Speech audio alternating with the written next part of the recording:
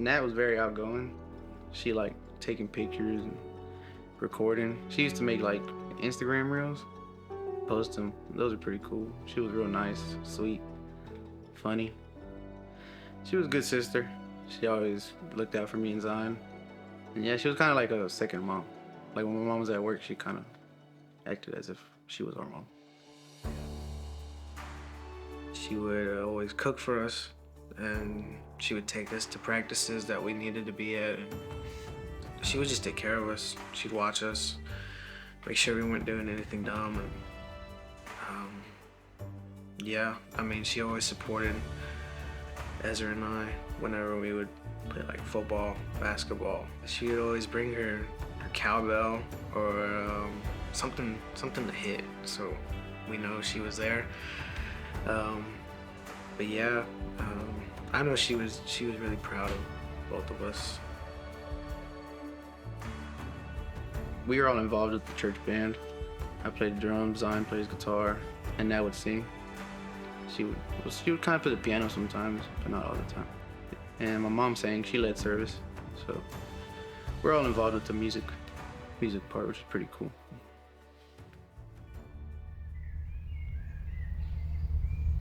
So to everyone knows her as Lori, but I will always know her as Lorena. She actually named herself that at about 15, 16 years old. She said one day, "My name is not Lorena anymore. My name is Lori. So everyone has to call me Lori, okay?" And that was it. And it's always been Lori for everyone. Always. She always knew if I called her, it was Lorena. Lorena, oh, you're the only one that calls me Lorena. So finally, she just got over it, accepted it. And so anywhere we're at, I always get like looks, who? Oh, Lori. But it's Lorena. She was very feisty, bossy, but we had a lot of respect for her. Me being the youngest, I really didn't. I used to look up to her a lot. I used to watch her put her makeup on, and I was like, wow, how do you do that? Even her music, when she would listen to the music, she was in love with John Bon Jovi at the time. And I'm like, wow, how do you remember these lyrics? Like, how do you do that? So I was just in awe of all of that. And she always was on tip-top shape. Her hair, her 80s hair, the Aquanet, the big hair. I mean, that's how I remember her. The Dooney and Burks she would wear, her purses. She always made sure she was in tip-top shape. Always looking good. I mean, those are the things I remember, is her getting up earlier. Like if you had to be at church at 10, she was on her way at like 8. She wanted to be there early. She wanted to be on time. And that's just some of the things just that I remember, like, just, wow, gosh, she's already in a rush. She's already, getting her makeup on, getting dressed, come on, let's go. And whenever went over a boundary with her, because we knew that if we went out of line, she would pinch us, and she had some famous pinches on our arm. When we would not be on time, oh my gosh, she would pinch us, and she would be like, hurry up, we're gonna be late, and she would pinch us. And so we always used to say, don't get pinched by her, so we know not to cross that line. But she was a very good big sister. Like I said, more like a mom figure to us. Oh my gosh, she was a pain. But she was really cool. She was that person that you want to look up to because she had so many friends. She always had the latest music, the latest dance moves. Man, she was just cool all the way around. Like, you wanted to be in her circle, but you're too little. They're like, go inside.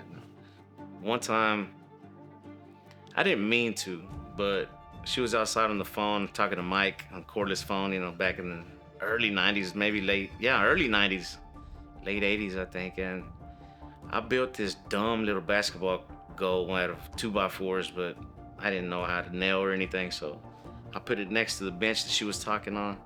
I threw the ball, stupid thing fell apart and hit her in the head, and man, we went at it. Yeah, she was that energy, man. If you heard her, you know she's coming. It's time to run. Mike's always been cool too. He was always a musician, real good musician, and he was funny. He was good to my sister. I mean, he was always real respectful. Mike had this silver Mazda Bullet that Lorena called her, is just like a smooth looking silver car. Oh my gosh. And we just thought he was the coolest because we were young. We were, 12, 13 years old. And when Mike came into the family, that was like, it was cool. He never made it odd for us because he was a really quiet man, but he just really came into the family softly, quietly, and like he made connections with all of us. Mike has always been very talented. At a very young age, I just remember him playing keyboard all the time. I remember him and all my cousins being crazy at our house. Like one time I think I walked into their room and they had underwears on their head and they were like dancing. Like it was crazy. But I mean, that was just my brothers, and they were a little older than me, so a lot of times I was the girl and they were the boys, so they did their own thing. Life with them was fun. My cousins were always around a lot when we were kids, so we would just always hang out with our cousins. I remember when we would do Christmas, we would play cards before, we would all get together and play cards, and before, we would do open our presents at midnight on Christmas Eve, and he would do cards. But one time he came in and he was the dealer, right? And he came in with his hat, and he went and bought some those candy cigarettes. And that's because we were pastors' kids. And he would put that little cigarette and be dealing with that hat, and that was his thing to do for a few years. But he was funny. He was quiet, but he was funny, and he was a very talented young man. He was wise. Anytime I had a question about something, I always called him. So even when I was dating Renee, I was learning things about the faith a little more, and so I was listening to a radio show and some guy said something and I was like, Mike, does this make sense to you? And just call him in the middle of the day, and he just explained stuff to me, and I'm like, okay, that makes sense. Or Mike would call me and be like, hey, I just saw this cool Ferrari, and I was like, oh, cool. So he'd send me a picture of it, and that's how we were. And Mike was just an amazing musician, a great dad, and he's a great husband to Lori. And like I said, he was a role model for me immediately. One of my nieces, she thought Mike's name was Mike and Lori, and she thought Lori's name was Mike and Lori, because every time we would see him, it was like, oh, hey, here's Mike and Lori. So she was so confused when she was little. She was like, Mike and Lori, and it was like, no, they're separate. Lori and Mike loved each other deeply. I'm talking about, I mean, it was real. I mean, they loved each other. Now, I got to see them when they both were single, dating, and when he proposed to her. So I was there through all of that, And my favorite memory, though, of Lori, we were at a youth convention. It was actually here in Waco. We were there at the Farrell Center. The denomination that we were part of back then, they had the yearly youth convention. Thousands of young people was in the Farrell Center. And so it was one of those moments when the worship was really intense. People were really into it. People had their hands up, and some people were crying, and Lori, and I'm like in the rafters, and Lori's like 3 rows ahead of me. So she looks and she does me like this. I'm like, oh, I guess she's having an experience she wants to tell me about. I said, Lori, what's going on? She said, Mike's here. I'm like, oh my gosh. In the midst of all, and everybody else is going, Lord Jesus, and she's like, Mike's here. And I'm like, so, I was like, oh, okay. I said, that's something else, And so then all of a sudden, Mike was always there. Mike was over there. He loved Lori. I mean, there was no doubt in my mind their love was genuine. I mean, strong. I mean, so strong. So I met Lori. Actually, she was the first parent I met after moving here. My oldest son started 6th grade here in McGregor. And we met chaperoning a band trip together. So we chaperoned a band trip to Temple. Of course, I didn't know what to expect, but she was super sweet. And she started talking to me like we've known each other, and so she made it very easy. And then Mike actually met us in Temple that day for the band performance as well, and so I got to meet Lori and Mike basically at the same time. And he was just as nice. They were just very down-to-earth people. They had such a good relationship. It was very inspiring because they were truly best friends. And when I would go visit with them, I would sit down and talk to both of them. And they would always pray for you, like that, like, how can I pray for you? What are some things that you need me to pray for? Both of them would do that. And I thought that was so unique.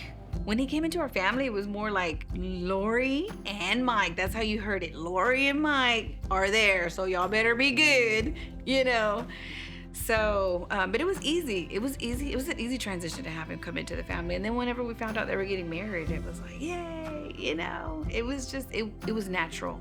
Moving from Waco all the way to McGregor was like, you're taking my sister, But I also thought it was really cool that she got to move out the house, and we were, and I used to stay with them.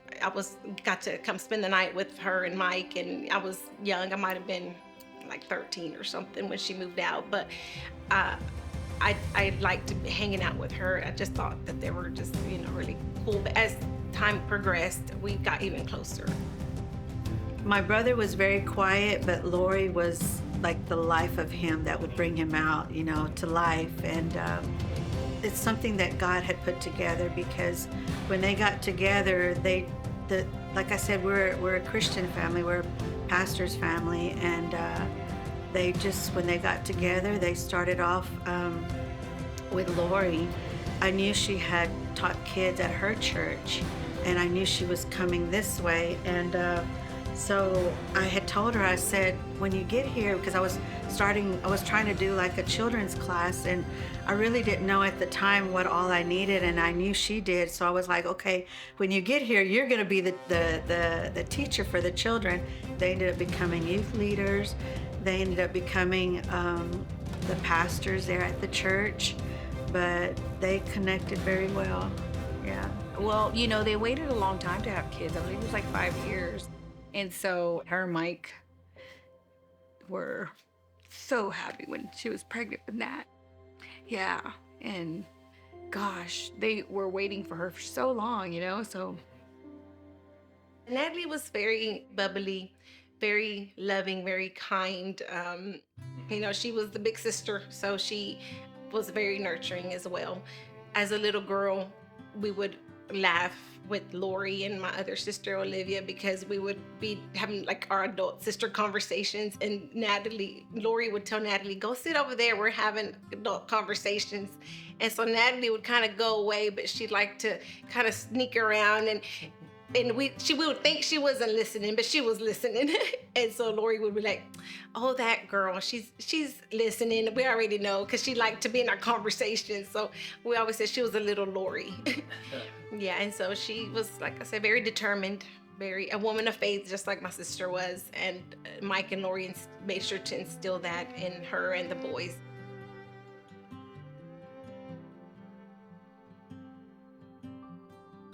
Growing up, me and Zion and Nat Nat would make us do tornado drills and fire drills and all kind of dumb stuff.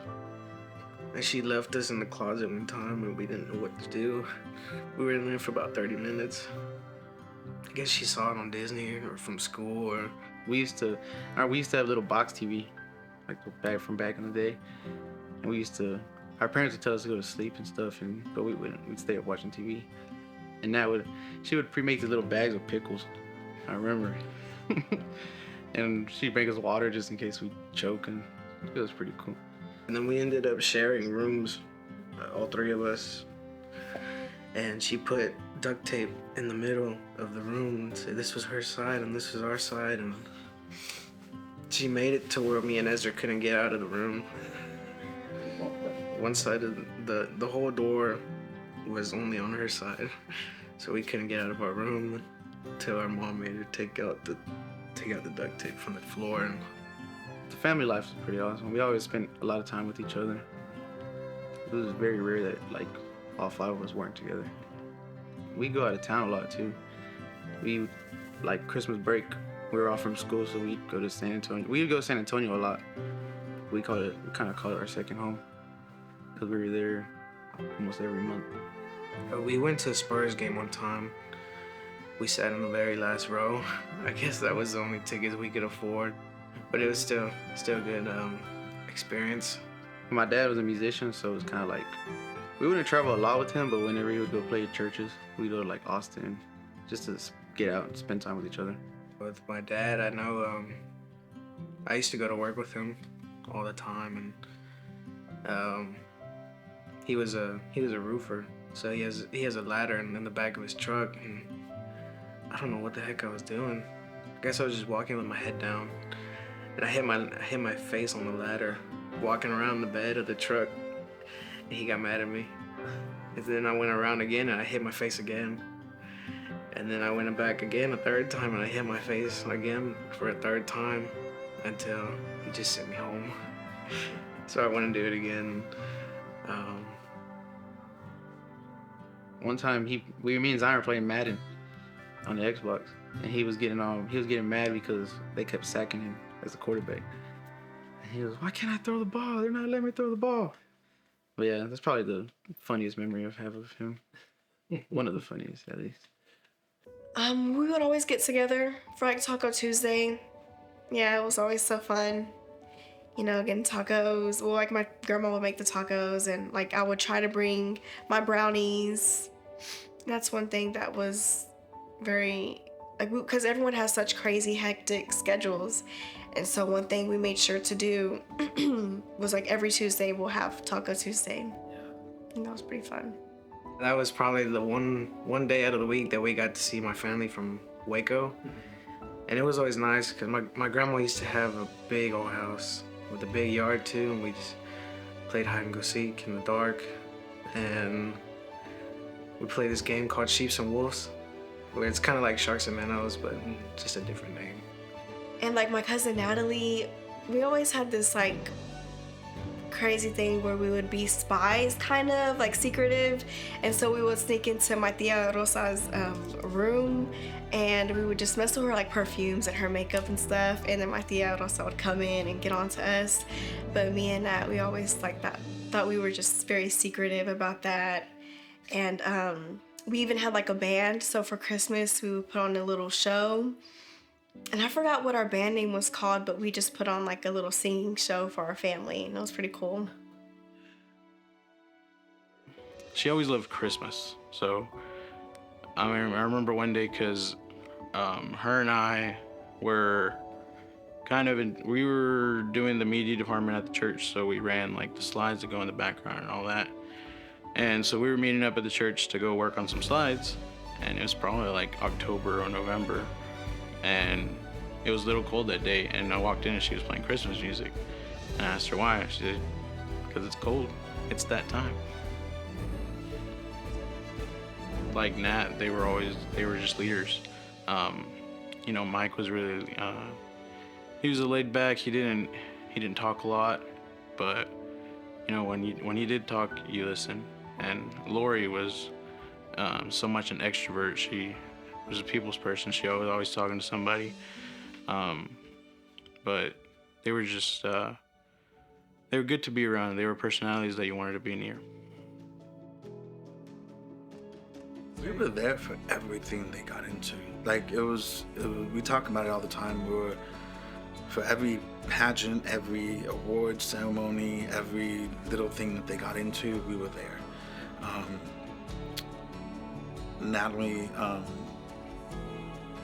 Ezra, and Zion were busy little kids, but we became to where we were involved in everything they did, and so we would give them gifts for Christmas. We would hang out with them on Christmas, birthdays, whatever. We were always in the house, and we were always sitting on the floor in the living room.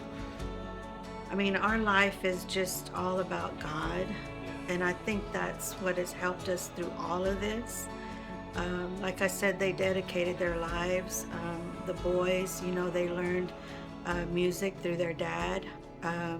Lori, you know, Mike would help her with the singing there at the church. You know, he would help her like, okay, what key and all these things. But they were just a close family. She wasn't the type to leave the kids or anything like that. If they did, they might have left them with the grandparents for a little bit. But other than that, they were a very, very close, tight family. Yeah.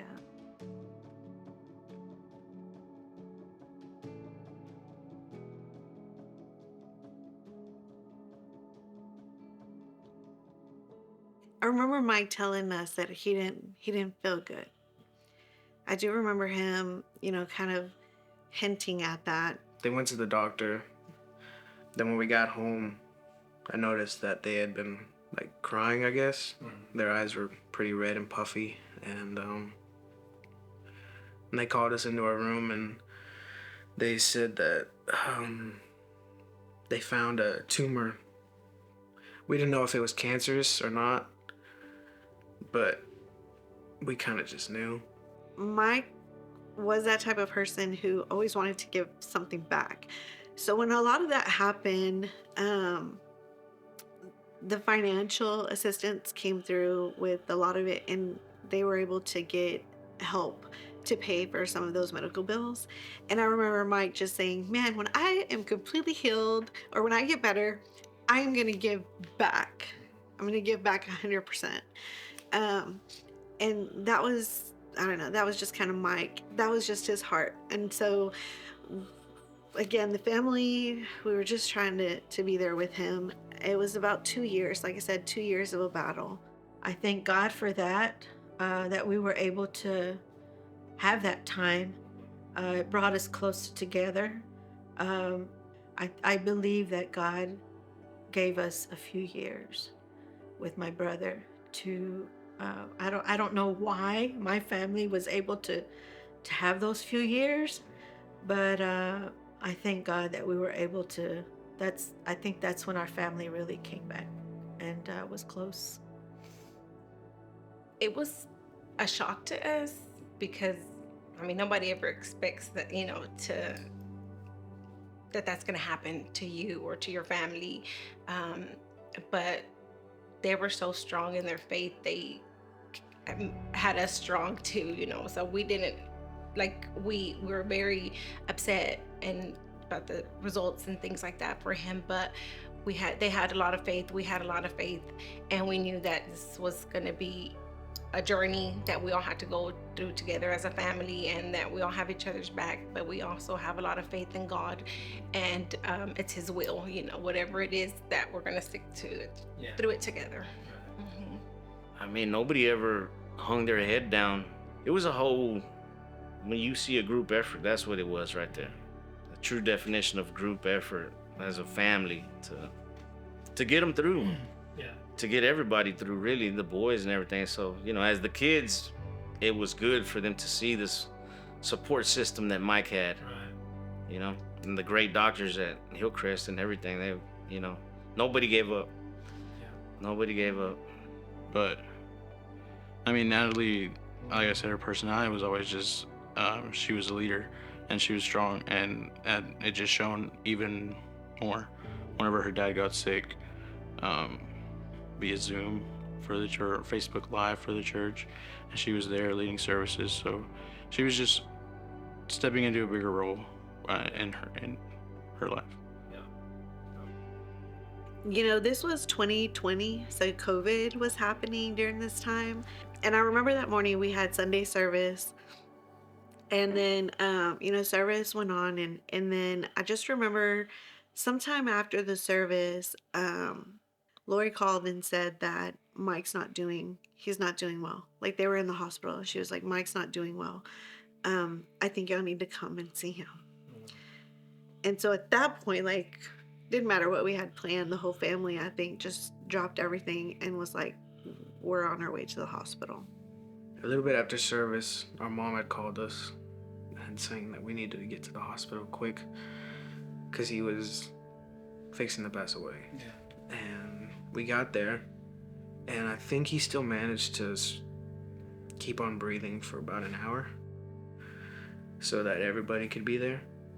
So he held on until he just couldn't no more, and he had a very peaceful passing. I don't think I've ever seen anybody so peaceful, especially in their last moments. Because he was just asleep, and I'm very thankful that he was able to go so peacefully.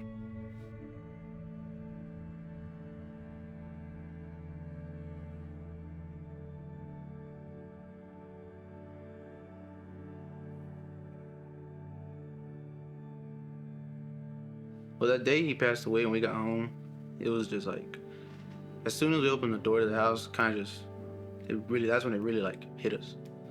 We all just kind of like broke down and started crying. And then the days after, we were sad, obviously. The funeral happened, but I didn't really worry as much. Well, I kind of did, but at the same time, I kind of didn't. But my mom was more like, she was kind of, I guess, questioning if she was gonna be able to make it without my dad. With Lori, the way her faith was just so strong, I think that really helped us all.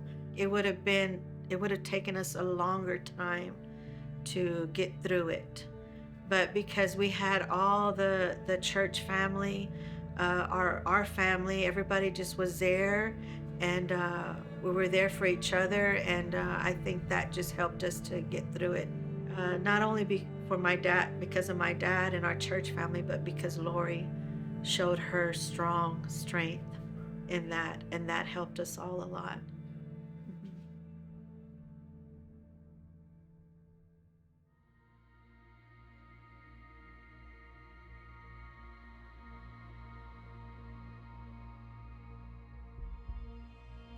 We were supposed to be at school at 7:30, so we were kind of in a rush. But everything just felt really rushed. Me and Zion were getting ready. Mom was yelling at me, take the trash out before I leave, and I forgot. And I was gonna go back to get it, and she just told me never mind. And we got in the car, took off to school, and we were practicing outside in the football field. And we were probably there for about 10, 15 minutes outside, going through the show, the marching show. And I think the superintendent came out and told us that we need to get inside. We're on soft lockdown because there was shots heard. And they sent us into the school for a soft lockdown. And we didn't know what was happening. We thought a prisoner escaped from Gatesville or something like that. And I still didn't think anything of it, but let me call my mom and my sister to make sure they're okay. And then I was calling them, and my grandma called me, my mom's mom. She called me, and I didn't pick up because I was like, what is she calling me for? And so I was just, my aunt texted me, who was also out of town. And I was like, man, and I started like kind of getting worried. Started getting shaky. And then class ended, and I think I met up with Zion in the hallway. And I was like, I'm gonna go home, check on Mom and Nat. Ezra found me in the hall, and he said that there were shots fired on our street, and he was like, you want to come with me? I'm gonna go. And I was kind of hesitant at first. It's like, I don't know if my teachers will get mad at me.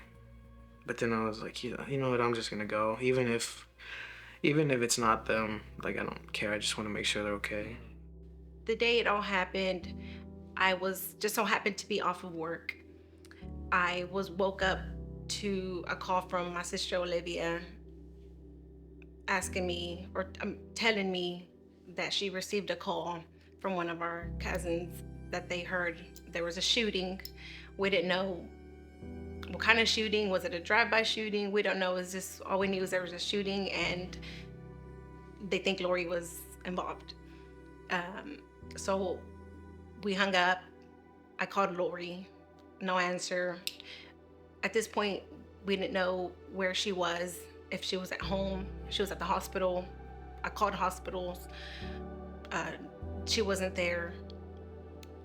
The first thing I heard was she was in McGregor. Or that's what we heard. She was in McGregor.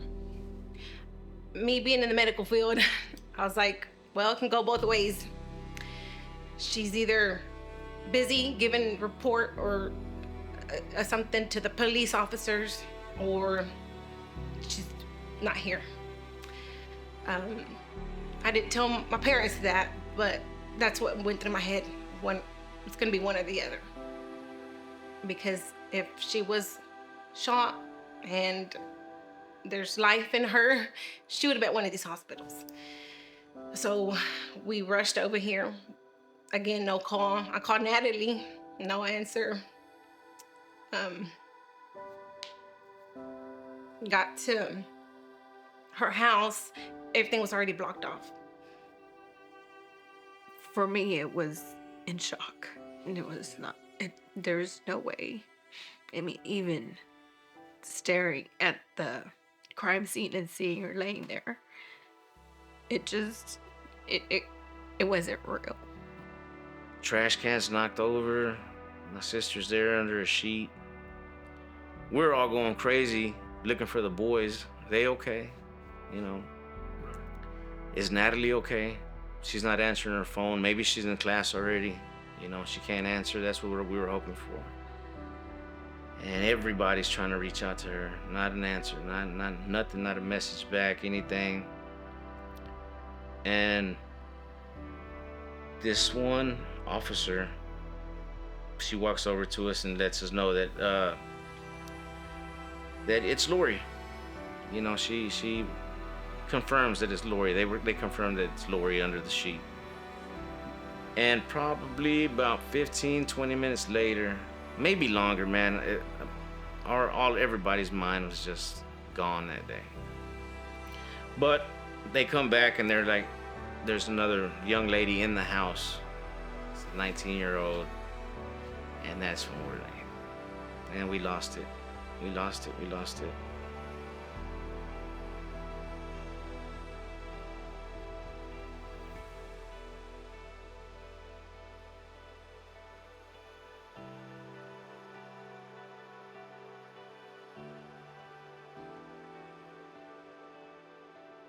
I think my mind was just in this kind of shock, and I'm thinking, where are the boys at?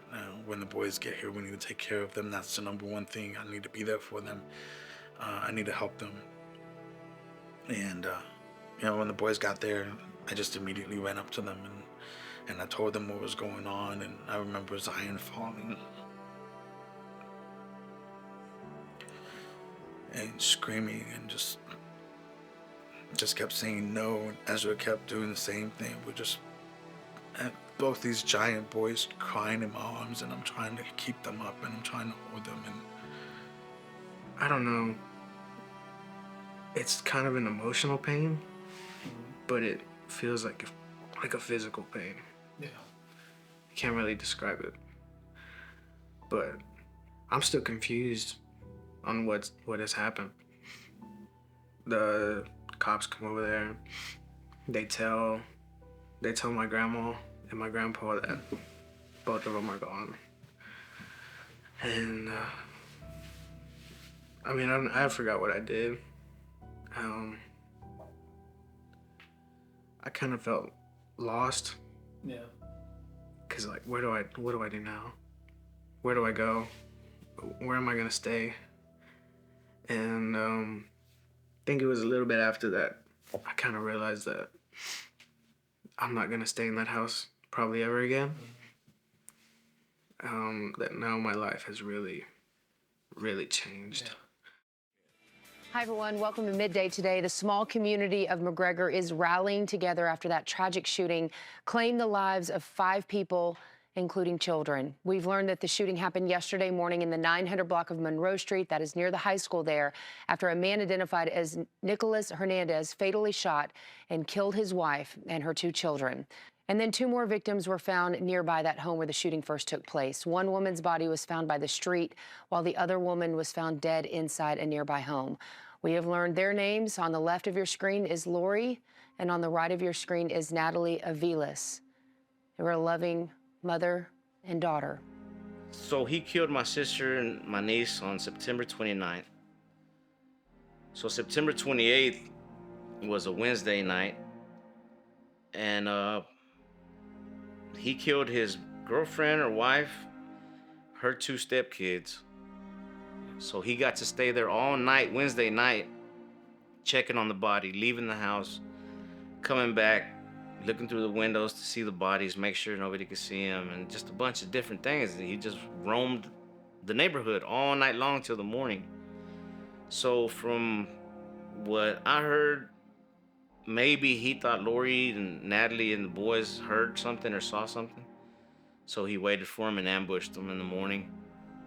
You know, so when Lori took the trash out in the morning, she had her purse, dressed in her nurse uniform. The guy walked up to her and shot her.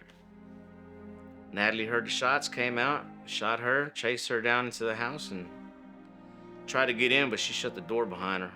He couldn't get in. He was trying to get into the house, but she kept him out, and she made it to the kitchen. She made it to the kitchen, and that's where she passed away. I stayed there with the boys the whole time. We stayed there until the scene was clear completely. I mean, till crime scene cleaned up everything and left. The truck was towed off and everybody cleared out and the tape was gone, and they said, we'll let 2 of y'all in the house go get some of the things for the boys so they can sleep and clothes they need. And so me and one of the family friend, Louise, we went in the house, and that door is sticky. The front door, it's always been sticky. And so we had to kind of force our way to get into the house. And it wasn't because it was locked, it was just the way that door was. And we went in, and you know, the goal was to get the boys' clothes. I just went to Natalie's room, and I kind of sat there on the bed, and that was when I kind of had my moment where you just realized everything happened. It's not a dream. It's not your imagination. It really happened. They're gone. Part of the carpet and the phone was missing. It was just, everything was a mess except for her room. Her room was perfect the way it was. It was just, the bed was made. Everything was clean, and just, I sat there and I cried. I cried and cried, and we got the boys' clothes and we left. And I remember walking out of the house, and Natalie always had this pink jacket, like a raincoat that she always wore. So I just always remember that's Natalie. You see that jacket? It's Nat, and it was hanging there by the door. We got out of the house. I walked down the street, and I'm wiping my tears, and I'm trying to just get back to where the boys are, and I got their clothes. And they were sitting in a house across the street, a little further down. And I gave them their stuff, and I stayed with them. And so we had that service that night. And that was probably one of the longest days of my life. It was just kind of tough to process anything, honestly, but we were just feeling all kinds of emotions at the time. I think we were, like I said, more in shock than anything, because this doesn't happen to in McGregor. Why would it happen to them? So even that evening, I think they had like a service, and I remember Renee asking me about it, but I don't remember too much detail on it except for just be there. But I think once we got there that night, I think it really sunk in, like, this is really happening. This is really, really happening. Like, they're really gone. So it was just a very quiet night. I think we were all just in shock. And and I remember just thinking, you know, you gotta be strong. You gotta be strong. You know, the boys are there. The boys need you. The boys need us all. We need, you have to be strong. What do we need to do now? And I remember just thinking, what do we need to do now? What is it? My sister Olivia, she's really, really strong, man. I gotta give it to her. She stepped in the Lori spot.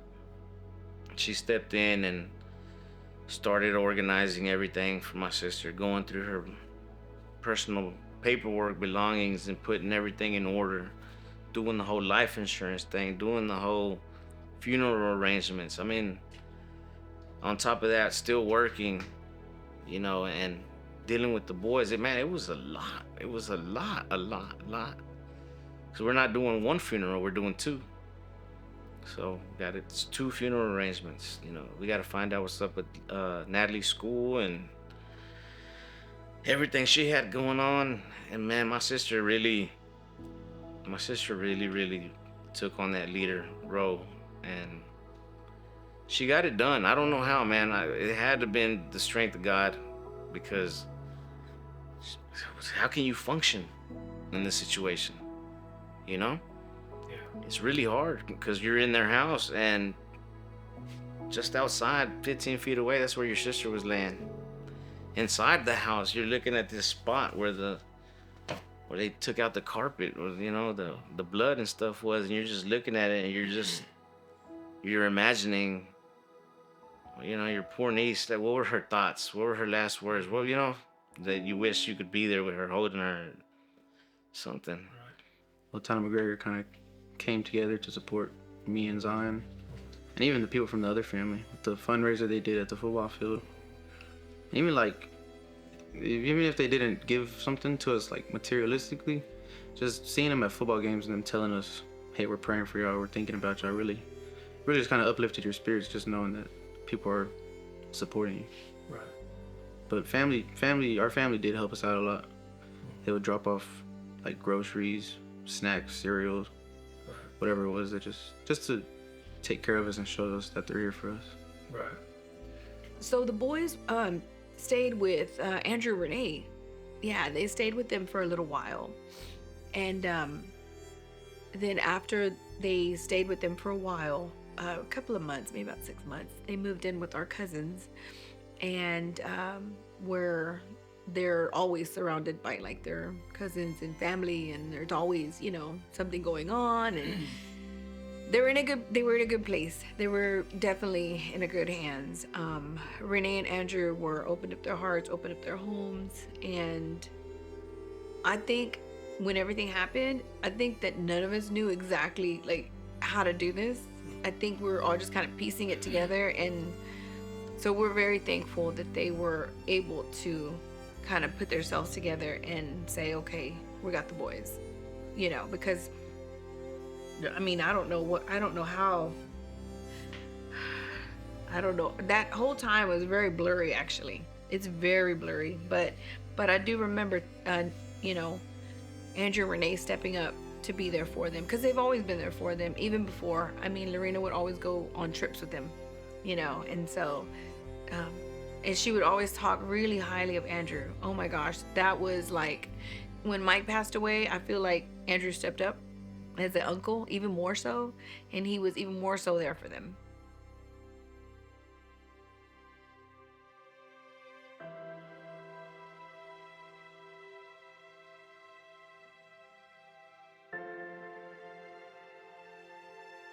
It was just kind of really hard because we'd always had a conversation with Lori after Mike passed. You know, like, you know what if something happens to you? She was like, yeah, Natalie will take care of the boys. You know, nobody ever thought what will happen if something happens to Natalie. And so just trying to figure all of that out was a challenge. Ezra was going to be 18, you know, Zion was 17 going on 18. So the goal was just to help them to become the man that they needed to be. We did get a lot of support for the boys from my old agencies.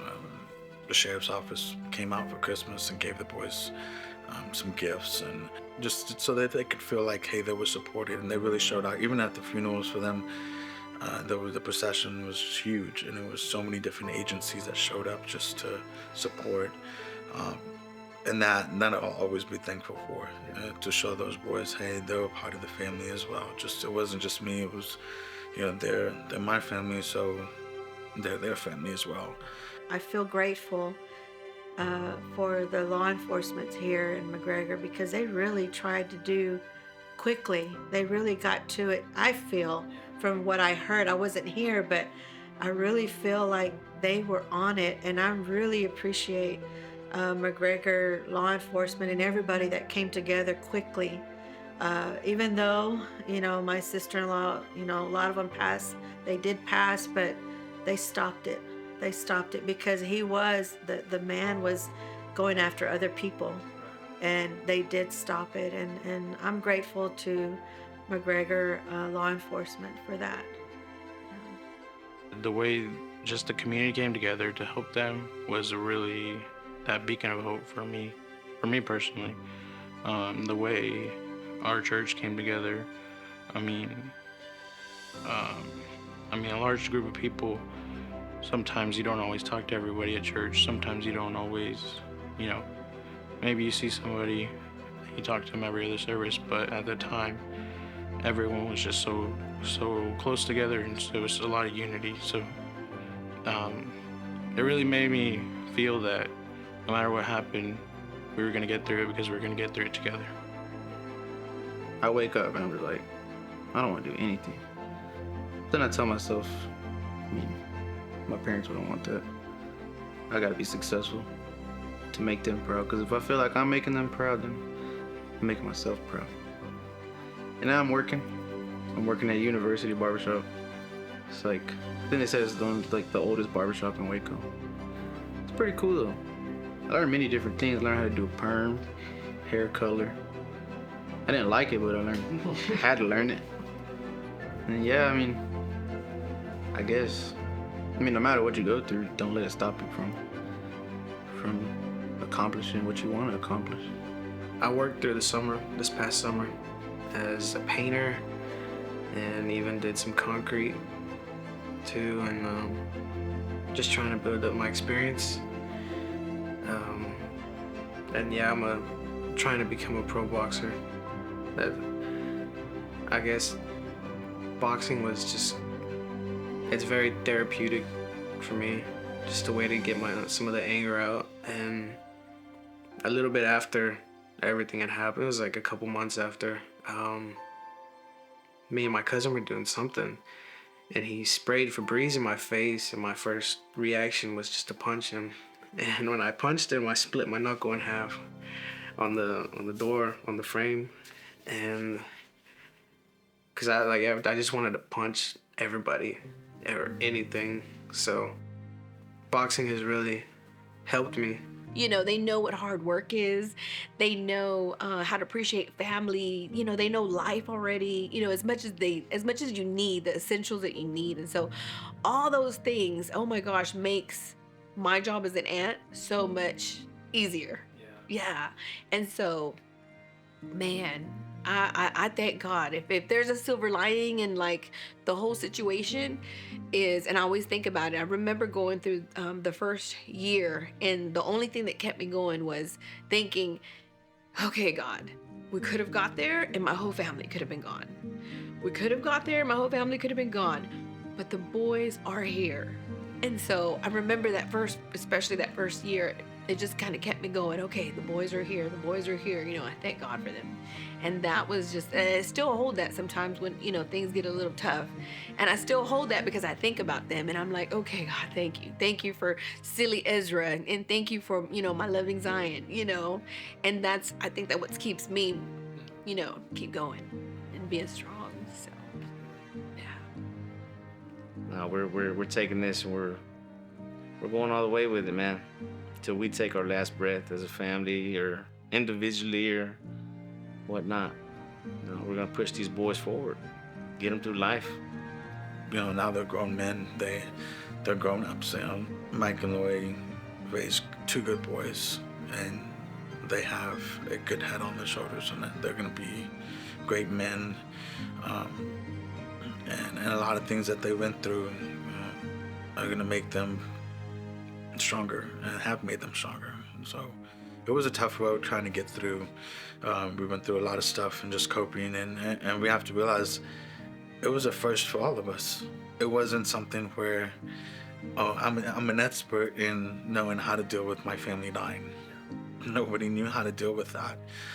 Everybody was trying to cope. At some point, it becomes overwhelming, but the main thing is to keep focused on it's the boys. And it always will be the boys. Till the day I die, it would always be the boys. I mean, the boys could ask me to do anything and I'd be there. I can't say no to them. That's just how they've always been for me and always will be. And I think we owe it to Mike and Lloyd. I have found walking has been very healing for me. Just putting on music and walking, it gives me time to pray, gives me time to even talk to those that I'm missing, have conversations, which allows me to get my thoughts and feelings out appropriately, I feel like, as opposed to holding them inside and letting them turn into anger or things like that. And, just trying to still live my life and have fun. I want to be the fun parent, the fun mom and the caring mom, and want to create memories for my boys. Try not to sulk in all the sadness, because I do truly believe that those that I've lost, that I've loved, Mike and Lori and Natalie, they were put here on this earth for a purpose, and they lived their life, in the best way possible. They left such a good, lasting impression on everyone that they came into contact with. And I truly believe that, and that was their purpose. I mean, all of our purpose is to be the hands and feet of Jesus here on earth, and it's amazing when you have the ability to do that for others. Well, what gives me peace is that Jesus is our blessed hope. When you're a Christian, you know that we don't say goodbye to people. It's see you later. We'll see in a little bit. And the greatest peace that I have is that I know that I know that I know that I know where Mike and Lori is. So people said, "Oh, you lost them." No, I didn't lose them. I know where they're at. We're just separated for right now. But that's the greatest peace. If it wasn't for Jesus, there's no way you can make it through this stuff. That's what I look forward to, is the day that we can all be together again. It's just a temporary, how could I say? It's a temporary separation. Yeah. I tell myself, half the time I feel like they're just out of town somewhere. Lori's busy working and Natalie's in school or something. That's how I'm able to kind of cope with it. We talked about them all the time. We would laugh at the stuff they used to do or say, or just anything like that. We just kind of just kept them alive in that way. And that's how we were able to move on as the days went by. They're never going to go away. They're always going to be there. In your heart and stuff, and in your daily life, and I think about them every day. You just have to take one day at a time. One day you can be fine. You can pick yourself up out of bed. You can wash your face and move forward with the day. There's other days that you might not can get up. You might just be crying. But I really believe that Lori made a big impact on that to move forward after my brother passed. And she took it one day at a time. She worked hard. And I believe that you just have to take it one day at a time. Mike, Lori, and Natalie wouldn't want us to be sad and mad. We can see that from the testament of Lori when Mike passed. So many things. She could have, given up her faith. She could have, thrown in the towel, and she didn't. She pushed forward. That was Lori. And so that's the thing. Like, if Lori losing her husband and going through all of that didn't give up her faith, like, Why would we? I just knew to take it day by day, and I feel like what helped me continue on was knowing that my Tia Lori and my cousin Natalie, they were such strong women of God. You know, their faith stood firm no matter what. And so that's what I find peace in at the same time, is knowing that since they were strong women of God, that I know for a fact they're in heaven and that I will see them again. I would just go to, like, at the time I was living close to one of the lakes, the TPNL lakes. So I would go there before sunset and just spend that one-on-one time with God and just cast all my worries and fears and, you know, sadness on him. And I just rested in knowing that God's taking care of all this. And I know for a fact that my Tia Lori, my cousin Natalie, and my Theo Mike are in heaven, and that I will rejoice with them. And that's what gives me peace during the hard times. In the Bible, it says that the worst is never the worst. So I know that if I can get through something like this, and I know I can get through anything. And so really just having these scriptures written on my heart is something that really helps me day by day. Life still goes on. Time doesn't stop for anybody. And so, you know, especially being a young man, I know one day I'm gonna have to be a leader for my own family, and I know I can't just be a leader by sitting around and being lazy and, you know, feeling sorry for myself. I guess face the situation, deal with all the pain and the trauma of it, and heal in that way, rather than just sit around thinking about it, making it worse, you know. And so really just getting up and moving forward has helped me, and having that mindset of that the worst is never the worst. Cause I know, I mean, my parents, they wouldn't want me just being sad and depressed and giving up on myself. They want me to keep moving forward, and things are gonna happen in life. You just gotta be able to push through them and know that it's all gonna be okay. Right. It's not gonna be okay right away, but it'll get better and better each and every day. You know, you just gotta get up. You have to get up every day, and you have to go outside, get some air, get some fresh air, get that sun to just hit you, you know, and put yourself some goals, even if it's a small one, you know, whether it be, you know, at the end of the month, I'm going to start going walking, you know. Put yourself some goals, even just small goals, or even spending more time with other people, definitely serving, whether it be at church or whether it be in a community outreach, you know. Go out there and help someone else, because you'll find that you're not the only one that's hurting, that your pain might be really great to you right now, but when you're around others, you're gonna see that other people are going through pain also in a different way, in a different manner, but that you're not alone. And that pain that you have, you know, it might not ever go away, but you'll learn how to live with it. You'll learn how to cope with it, and you'll learn in your own way every day. You know, don't close yourself in. Talk to people, you know, talk to good friends. Let it out. Go ahead and cry and talk about it. It's okay. It's okay to grieve. It's okay to remember them, you know. But for myself, I think it's really just focusing on tomorrow. You know, like, just let it be. Let it be. Do today, and then tomorrow's tomorrow. You know, let's take care of today. You have to get yourself back together, and you have to say, okay, that's enough. Let's get it together, and let's move forward. Let's live life.